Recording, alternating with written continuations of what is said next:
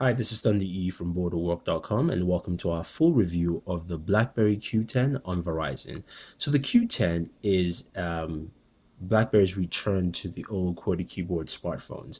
Now this of course features a full QWERTY keyboard layout. As you can see, this is a 5-row keyboard. It does of course have the Alt button, and you can see very well the keyboard is split down center between the T and the Y buttons, where the indentation moves from right to left from the Y and left to right from the T.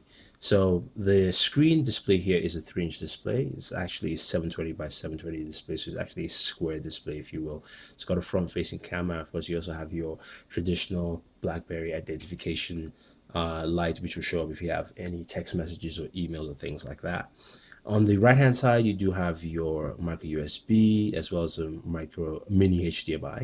In the rear, you've got an 8-megapixel camera with LED flash. And of course, on the right hand side, you have your volume rockers here. Now, the battery housing case is here. And this houses, of course, also your microSD card for expansion to 64 gigabytes, as well as your micro SIM.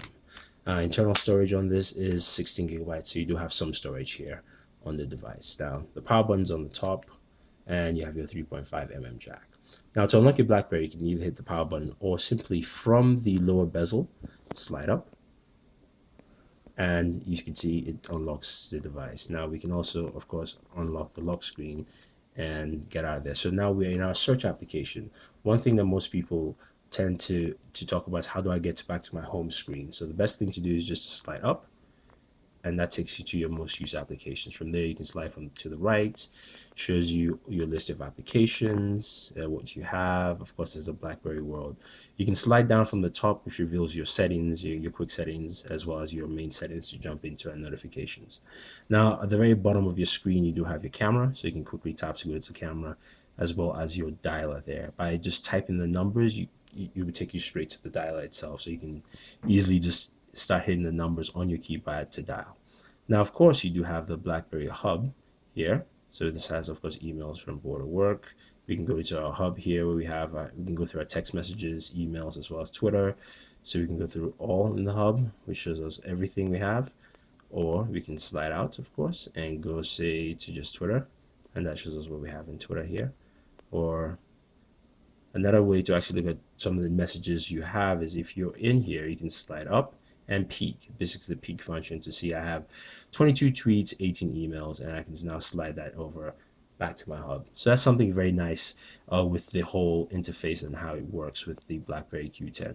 Now, of course, the main thing is how is the keyboard. That's probably was everyone's concern. Now, I've been using this keyboard for a while. I'll tell you, it works well. Now, the only thing I'll say is that if you haven't used a keyboard in a while, a physical keyboard, it would take some getting used to getting back into the flow of using a physical keyboard, but this actually does a very good job. It feels comfortable. Also using the Alt key to switch over to the numbers, and as well as your other connotations like your full stop and your semicolons work very well. The keyboard's smooth, it's easy. It's also very easy to use one-handed, so you can see I can reach all the different keys whenever I choose, and that shouldn't be a problem there. So it's something, as you can see, it's quite easy to basically hit the keys, but again, it takes some getting used to get back to using the keyboard. But I do like it, and I think it works well. I think BlackBerry has done a very good job here in marrying the keyboard and the touch screen.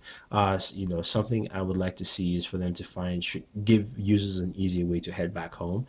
It might be a little confusing because once you get into an application, you have no on-screen cues to say, hey, where's the home button? You have to remember you have to slide down from the bottom of your at the bottom of your application here to actually head to the home screen. So that's the only thing I will mention. Now, in terms of the camera, it's the same camera you have with the Z10. But it does take some very good stills, which will show you some of the stills and videos from the camera that we've taken with it. But it was good enough, and it worked out very well.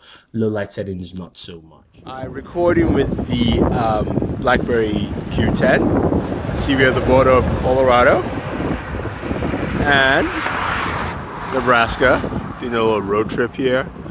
You can hear the crickets, you can see how it picks up the grass, all that fun stuff. There's pretty much nothing on the highway.